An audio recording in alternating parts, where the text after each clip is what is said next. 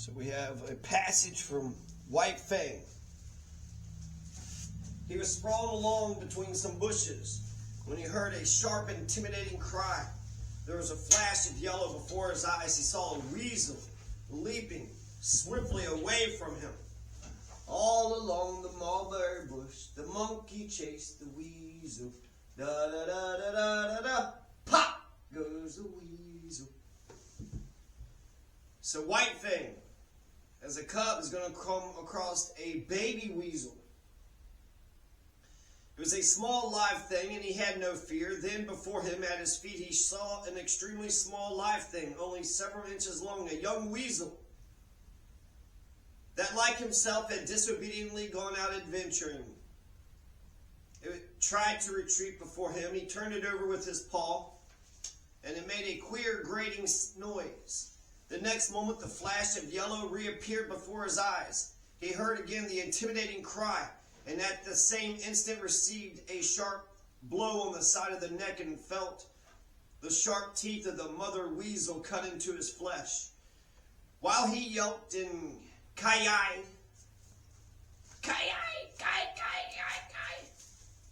and scrambled backward, he saw the mother weasel leap upon her young one and disappear with it in the neighboring thicket. The cut of her teeth in his neck still hurt, but his feelings were hurt more grievously. And he sat down and weakly whimpered. All White Fang wanted to do was just play with the baby weasel. Why couldn't the baby weasel and the baby puppy, why couldn't they just play together? But no, the law of the animals had to intervene. This mother weasel was so small and so savage, he was yet to learn that for size and weight, the weasel was the most ferocious, vindictive, and terrible of all the killers of the wild. But a portion of this knowledge was quickly to be his. He was still whimpering when the mother weasel reappeared. She did not rush him. Now that her young one was safe, she approached more cautiously. The cub had full opportunity to observe her lean snake-like body and her head erect, eager and snake-like itself. Her sharp, menacing cry sent the hair bristling along his back, and he snarled warningly at her. She came closer and closer. There was a leap, swifter than his unpracticed sight, and the lean yellow body disappeared for a moment out of the field of his vision. The next moment, she was at his throat, her teeth buried in his hair and flesh. At first, he snarled and tried to fight, but he was very young, and this was only his first day in the world, and his snarl became a whimper, his fight a struggle to escape. The weasel never relaxed her hold. She hung on, striving to press down with her teeth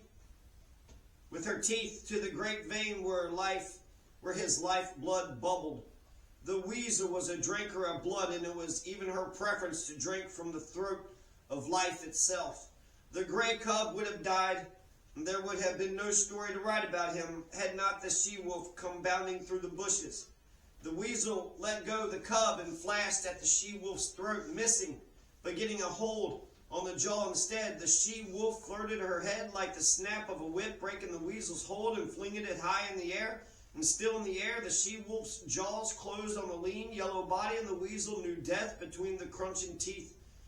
The cub experienced another access of affection on the part of his mother. Her joy at finding him seemed even greater than his joy at being found. She nozzled him and caressed him and licked the cuts made in him by the weasel's teeth. Then between them, mother and cub, they ate the blood drinker, and after that went back to the cave and slept. Now I watched the Disney version of White Fang by Jack London. Jack London was totally wrong. The whole thing was wrong. In the movie, you had the humans began. The humans are only supplemental to the story. They're only a sideshow. In the movie, you have, I don't know who the main character guy is. We'll just say Jack. So we had, Jack who comes in from the fucking mountains and he's looking for a gold mine. His father was trying to chase a gold mine and he's young, and then he gets in with these two adventurers, and that's the very beginning of the book. But there was no Jack. It was just Bill and somebody else. Bill and Henry or something? Bill and Henry. So in the very beginning you had Bill and Henry. So they forgot about the story of the wolves and the dogs. They forgot about the story of the nature part. Now, I enjoyed the movie. I thought the Disney movie was pretty good. But they didn't talk about the story of the animals, and so I'd like to mention some of the stories about the animals. In the very beginning, you had Bill and Henry, and they had 6 dogs. And then they're taking a coffin, and they're trying to bury a coffin, I guess, for money or some shit. I don't know what the hell they're doing. Because it's during a famine. They didn't even see a damn rabbit. And so they're sitting there trying to bury this guy in a coffin. And it's just 2 men and 6 dogs, 6 domesticated dogs. But as they're going along the trail, they can just sense that there's wolves all around. They keep hearing the wolf howl, and they just keep on seeing like little eyeballs and like wolves kind of scurrying to and fro.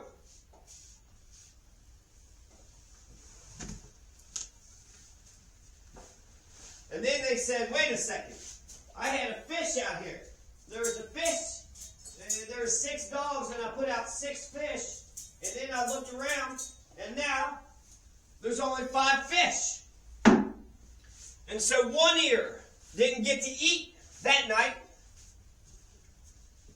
And then, so the implication is that one of the wolves had snuck up into the camp, was so damn hungry, snatched a piece of fish while he was just laying it out for the dogs to eat.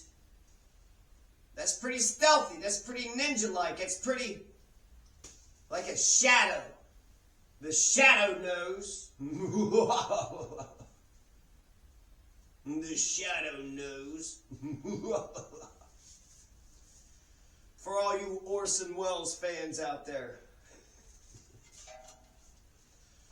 So it's terrible. It's a terrible experience. You're opening up, it's an opening scene, and it's Jack London. He's, the very great writer. Every chapter is just full. There's just one scene where eventually White Fang is born, and all he is just a puppy inside his lair, and there was a wall of light. 3 walls were solid, and it provided him protection, and he liked to lean into it, but the wall of light just kept on enticing him. That was the whole chapter. Just, what is this wall over here? This wall of light seems different than all the other walls. So the wall of light, once he goes through it, he sees the entire world, and he's like, well, damn, it wasn't just my allegory of the cave, but it was actually this entire wild world out here. So back to Bill and Henry. Bill and Henry and their 6 dogs, not only did they lose a fish, but the first night they're going to lose Fatty. And they're going to make it sound like Fatty had just committed suicide. Fatty just wandered off from the camp, and then he had got himself eaten. And they said it was a terrible epitaph, but it was more lengthy of an epitaph than any, a whole bunch of men and a whole bunch of dogs in the Northlands. Slowly but surely, another dog is going to get eaten, and then another dog is going to get eaten. And then either Bill or Henry is going to go chase after one of the dogs, and he thought that he had, the dog was actually being chased by the wolves, and he was making an arc trying to get back to the camp. But the guy that stayed by the camp could tell that the arc was like too wide, and it was like he's not going to make it back. But the other guy was like, I'm not going to let them have 3 of my dogs. And they only had 3 bullets, so he goes after him with his 3 bullets and his gun. And he chases them, and then you hear 3 shots, and then you don't hear any more. And it's just said that, we know what had happened. The Humane Society at the end of the movie had said that they liked that the treatment of the animals and the treatment of the story of White Fang, the Disney version, who had that guy that was, he was tears and cries, just tears and cries, that's all you got. From Training Day with Denzel Washington. I forget the guy's name. I've seen him here and there. And it's Disney, so his hair is like fucking Hollywood, right? It's like, how'd you get a fucking $1,000 haircut in the fucking Adirondacks, up in the goddamn igloos and the Eskimos, up in Canada. How in the world did you get $1,000 haircut? So, the man's dead. You know, you got 2 men, 6 dogs. Now you got 3 dogs, 1 man. And no ammunition, and just a campfire. And then slowly but surely, 1 dog, 2 dogs, 3 dogs, the wolves get them all. The Humane Society says, hey, you know, no wolf has ever attacked man. But it said something weird. It said something like, no healthy wolf has ever attacked man. So these wolves were starving, and there was a pack of 40 of them. There was 40 fucking wolves. Then the final scene, either Bill or Henry, whichever one lived, we're not going to hear about them ever again, I don't think. The final scene is he goes, lays down by his campfire, and he doesn't know what to do because, you know, 1 man's been killed, all 6 dogs have been killed. And as he's laying by the campfire, he just sees these, you know, all these eyes all around him. And he's like, oh, shit. And so he just gets in the campfire and he just keeps on throwing pieces of wood at all the different wolves. And as he's throwing these embers, these fire embers off the pieces of wood in the campfire, in the god of, was it Metis? Who's the god of campfire? The goddess of campfires, I forget. I should find that out because the god of campfires, the damn video acted like, well, just a campfire. It's fire. I mean, fucking Prometheus had to get his liver torn out by the damn eagle because of fire.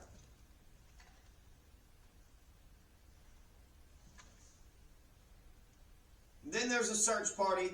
They heard the commotion. They eventually came out, and they all had plenty of guns, and then they rescued him. He was like, I would have been a goner if it wasn't for you guys. So 1 guy gets to live. Now let's go back to the animals, okay? Well, what the heck is actually going on? Well, you have a she-wolf. You got a she-wolf, right? And she's actually a little bit dog. She's wolf, but there's a little bit of dog in her. Kiche. We're going to find out her name is Kiche later on, but right now she's a she-wolf. And when she was running around with the pack of the wolves, her role was to be the decoy. She would come up and be coy and be flirtatious and get the dog to come out away from his pack, his tribe, away from the campfire, away from the men. And Fatty, so the first one was Fatty. Fatty goes out there, 1 ear got it too. When Fatty goes out to flirt with the she-wolf, well, the she-wolf really didn't give a damn, right? She's just playing coy. But as soon as he was stranded and by himself and vulnerable, then the pack of wolves devoured him. And then the men were talking about how they probably didn't even wait. They probably devoured him in a second. They probably devoured him. He was yelping as he went down their throats. Eventually, they're going to take down a big moose, a bull moose. And they're going to take him down the same way. The bull moose was formidable, and he was fighting up a storm. He was an 800-pound bull moose. But eventually, the she-wolf had grabbed a hold of the throat. He made a couple missteps, and then he was down. And then they said they feasted for days after that. So the damn she-wolf goes around flirting with these domesticated dogs. Domesticated dogs goes out and says, oh, hey, honey, hey, what's going on? And then gets eaten alive. Makes me think of Bellevue, actually. It seemed like this household, you would have the young woman that would walk out of the household, and I'm just sitting there polishing books because that's the job that I had taken. A guy who was selling antiques. So I would just notice this, and it would happen, it would happen 3 or 4 times. But the young woman would go out, scantily clad, and then she would come back, and all harried, like, oh my gosh. And then the whole house of men would come out. I presumed her father and brothers. But it happened 3 or 4 times. So, that's the first scene. 6 dogs, domesticated dogs, get killed, a man gets killed, and then a man lived. There's no Jack. Jack was not even a part of this. So now we got the she-wolf, okay? So now we back up and we take a bigger picture. We look at the wolf pack, and there's 40 of them, and they just kind of keep just trampling all over the place. It's a famine. There's no rabbits. There's nothing. So that's why they had to take down a bull moose. When White Fang was hungry, he was even looking at an eagle that had just came and swooped up another crow or something, another bird, like it was nothing. You know, he was like, damn, if I'd have been out there, I could have got snatched away. But when he was hungry, he was like, you know what? Maybe I can entice that eagle to come and try to attack me. And then, because it's a piece of meat too, right? The eagle's got some meat on it too. So when it comes to being hungry, so that's the Humane Society, a healthy wolf has never attacked man. And I'm sure that's true. But when you're starving and you're about to die and you got the hunger pains, the pangs of hunger. And so now where we're at, okay? So now you have one eye and you got the 3-year-old. I want to say there was like 3 dogs, but I feel like I can't tell if the young wolf and the 3-year-old wolf was the same one. But one eye, you essentially had 2 lovers that was out of a wolf pack that really liked the she-wolf. So you had the 2 wolves that was hovering by the she-wolf, wanting to get closer to her, but she would never let anybody get close to her. She knows they're fucking wolves, right? There's no time for romance. We need to go out and catch some meat. What the hell are you all thinking? And the 3-year-old, just unbeknownst to him, he just, likes her, whatever, her digs. And they're just hanging out, playing, getting closer and closer. Then he just kind of turned his neck and exposed his neck. And the one eye fucking rips out his fucking neck and kills him. And then the pack fucking eats the wolf. And so now it's a love story. Now you got she-wolf and one eye just running around to and fro. She's acting like she's looking for something. And maybe she's looking for something. Maybe not. Maybe she's just playing the game of romance, right? Oh, I'm looking over here, I'm looking over there, and he just kept following her. Usually, she always would snarl at him and swat off his advances. But now she seems to be dancing with him. She's looking over here, looking in the forest, and he's following her. Then they go to this Indian camp, Native American, Native Indian, Shawnee, Cherokee, Chickamauga.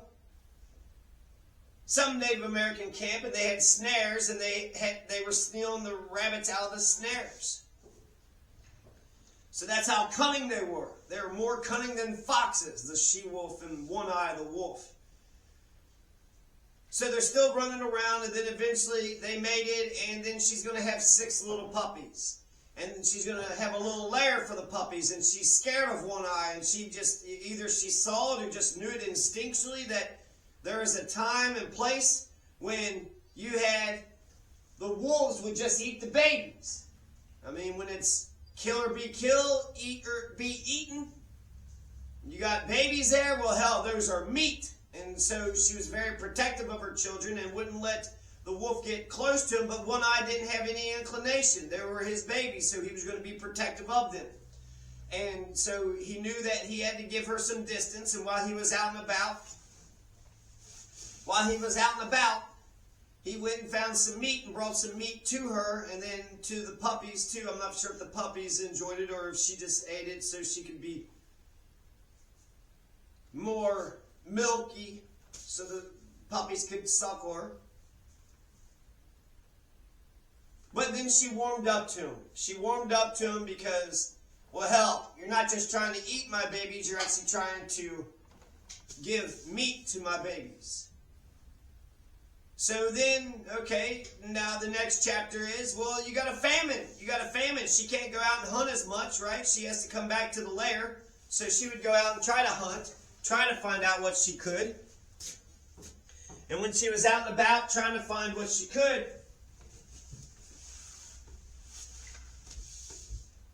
there was a famine. And so slowly but surely, one of the puppies would starve to death. And then, the gray wolf, the gray puppy, because she was part dog, but she was able to have a wolf, right? Because one eye was a wolf, and she was part wolf herself. And so not all of them were wolf, but the gray cub White Fang, eventually, he's going to be the one that survives. And 4 of them had starved to death, and then it was just his sister, and his sister was all sickly and just basically a skeleton with skin. And then slowly but surely she would sleep a bunch, and then she just didn't wake up anymore. And he would, wanted to do adventure, and he was talking about how he loved, being around his mother and playing with his siblings. But then they all had starved to death. Fucking wild is vicious, man. And then he's still hungry, and then the she-wolf is out somewhere, and he doesn't know where she is.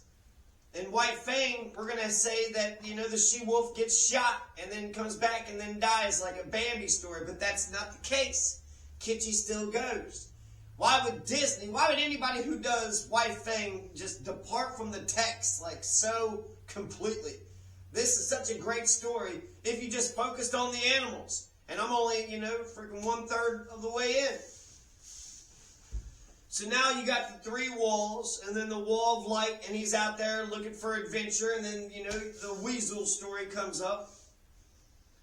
And he just wanted to play with the weasel, but then the mother weasel just, oh no, I know what you're about, Mr. Wolf, but it's a wolf puppy, so you didn't know what he was about. They were just playing. He didn't have that, blood instinct.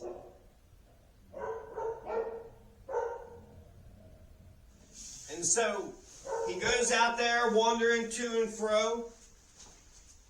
And then it begins his story. Eventually they're going to find a camp. And when they find the camp,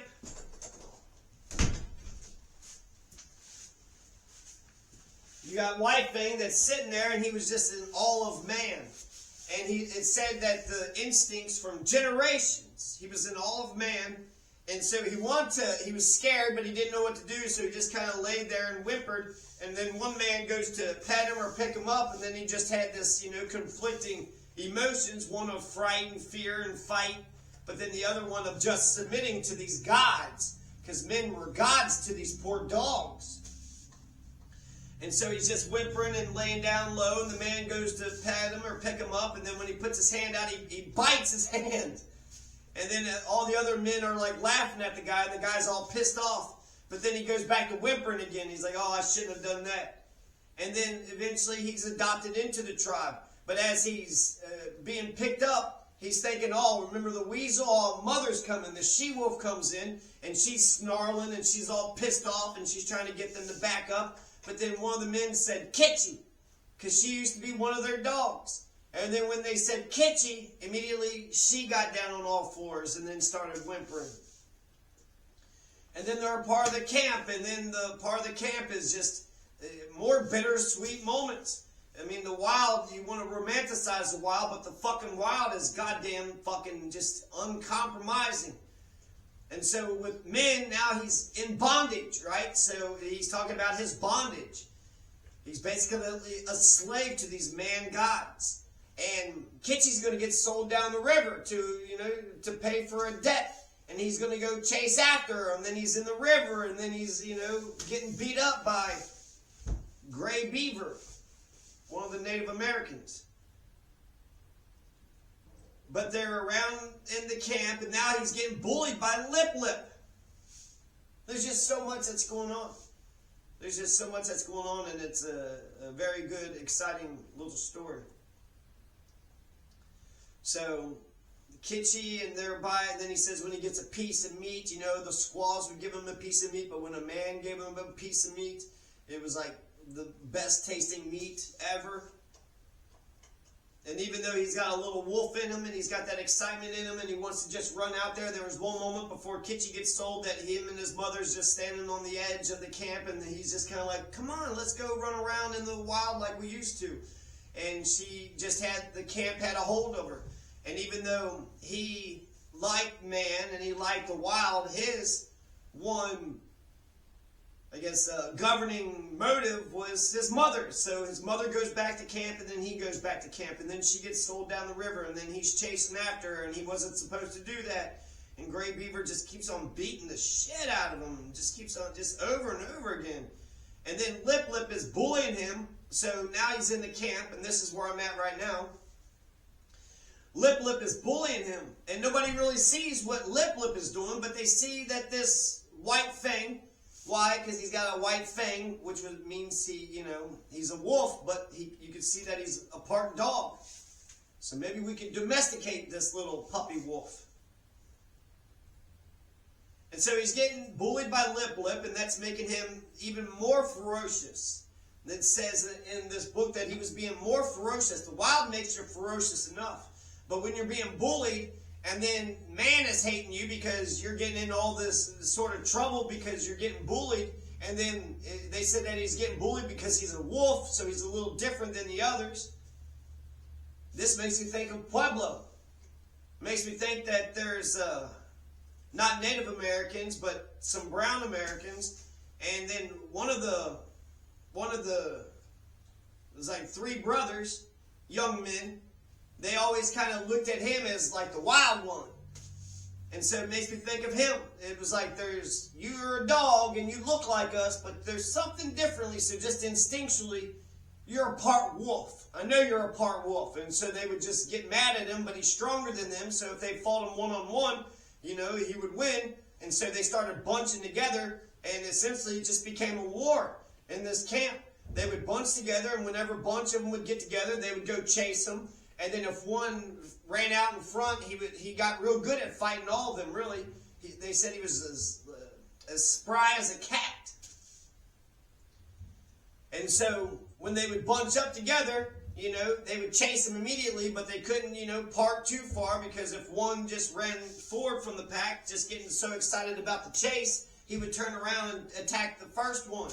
And he would attack the first one so much. So he also talked about how a lot of times when a fight's about to occur, a dog will sit there and bristle and snarl and make all kinds of noise, but he was like, we don't need any of these preliminaries. We don't need any of this chicanery, this tomfoolery. If you're going to fight, be ready to fight. So he was always like a stealthy ninja ready to fight. So he was like a shadow of the wolves, and he had to do all this because what else could he do? The people didn't see that Lip Lip was bullying him. He had to stand up to Lip Lip, or else he was going to get beat up. And then Lip Lip was able to get the other dogs against him, and now he's just by himself. And so anytime there's a commotion, he's just kind of around, and so he's getting blamed. He's getting a bad reputation. And yeah, so that's where we're at right now. There was one puppy, so when the domesticated dogs of the Native Americans would bunch together, they were a good unit, but whenever one of them would just go off by themselves, well, White Fang would attack them. So you got this war that's going on, and then eventually he actually kills one of the puppies. And I don't know if he meant to do it, because they were saying before that his teeth wasn't strong enough and that he wasn't, he wasn't mature enough to know his power or whatever. And so he ended up severing one of the veins in the puppy's throat that was by the river or some shit. And then the people, the men gods, were all mad at Gray Beaver, his owner, and they were trying to say, hey, we want to punish him. And he just kept his TP door shut. Nope, you ain't coming in here. I'm keeping my little wolf puppy. So that's where we're at now. Just a lot of shit that Disney forgot to mention. They mentioned like Bill and Henry. They mentioned that one dog had gone off to the side, and then the guy chases the dog, saying it was his favorite dog. So they didn't say all 6 of them got killed. They did say the man got killed. They did say the other dog got killed. But I think all the other puppies or all the other domesticated dogs had lived. And then he goes and, tries to get some gold from his father was chasing gold. And then he goes to his father's claim and tries to get gold from where his father was at.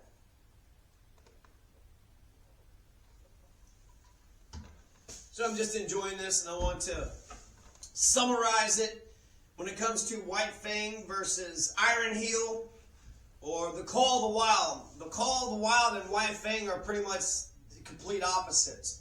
The Call of the Wild is about a domesticated dog, Buck, who's living this nice domesticated, life where he's got all of his needs are met. He gets to run here and there, and he's got a big yard, big orchard.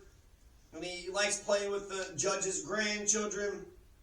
And then he gets kidnapped, and then he's having to go through this ordeal, and he gets stronger and tougher, and then eventually he just hears the call of the wild and stays out with the wolves. And he's actually more ferocious than all the wolves. Since he was domesticated, he was able to get bigger and stronger.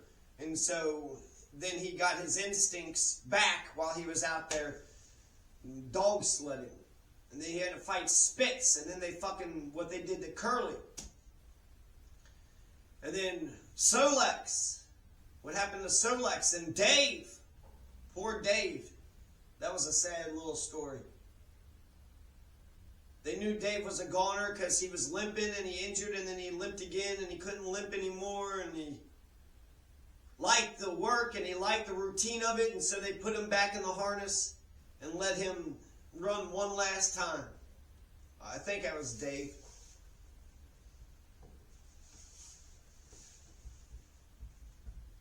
He wasn't able to keep up, but it was his last time and everybody was kind of just taking pity on him and letting him do his damnedest because they knew that he was going to be a goner. So the Call of the Wild is about a domesticated dog that becomes wild. White Fang is about a wild dog that becomes domesticated, or so I hear, So there's more adventures. Do I have more time? Should I read another passage? No, that's good enough. So there you go. There's my book club review. And if you want to find out what happens at the end, then you got to read the book. Right? LeVar Burton. Reading Rainbow, Reading Rainbow.